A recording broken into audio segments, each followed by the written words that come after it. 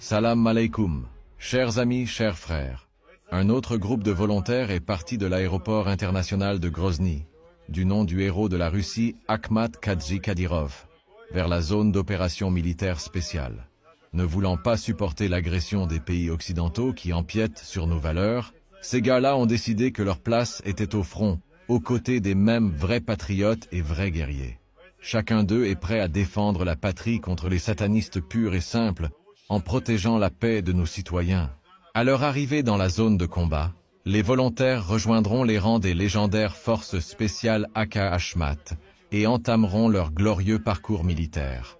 Sous la direction d'instructeurs de l'université russe des forces spéciales de Vladimir Poutine, chacun des volontaires a suivi un cours accéléré de formation au combat, développé sur la base de l'expérience acquise sur la ligne de front. À son tour, le fonds public régional du nom du héros de la Russie Akhmat Kadji Kadyrov leur a fourni du matériel de combat moderne et a pris en charge tous les frais de voyage et d'hébergement. Cette approche nous permet de reconstituer les rangs de nos unités avec des combattants efficaces et prêts au combat. Les soldats ont été accompagnés dans leur bon voyage par nos chers frères, président du gouvernement de la République tchétchène, chef du quartier général régional de la région militaire Nord Magomed Daudov, vice-président du gouvernement de la République tchétchène pour le bloc de sécurité Abouzaïd Vismuradov, le ministre de l'Intérieur de la République tchétchène Aslan Iraskanov et d'autres membres de notre équipe.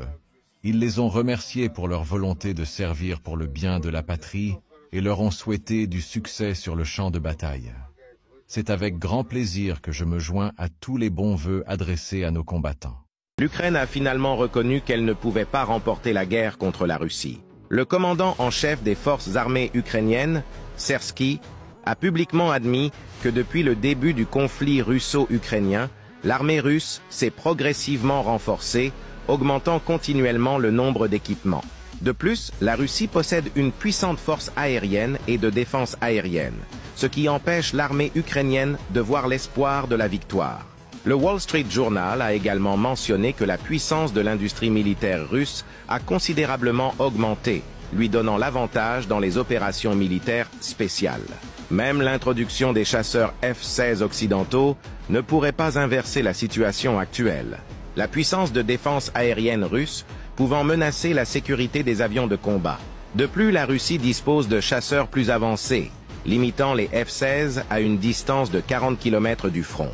Même si les avions sont stationnés dans les aéroports de l'ouest de l'Ukraine, les missiles russes pourraient les frapper. Ce conflit nécessite de la patience et une forte résilience psychologique. Le conflit russo-ukrainien est désormais devenu une guerre d'usure prolongée.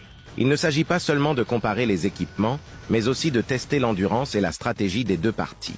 Dans ce contexte, si le soutien de l'OTAN faiblit, l'Ukraine pourrait faire face à une crise de défaite totale.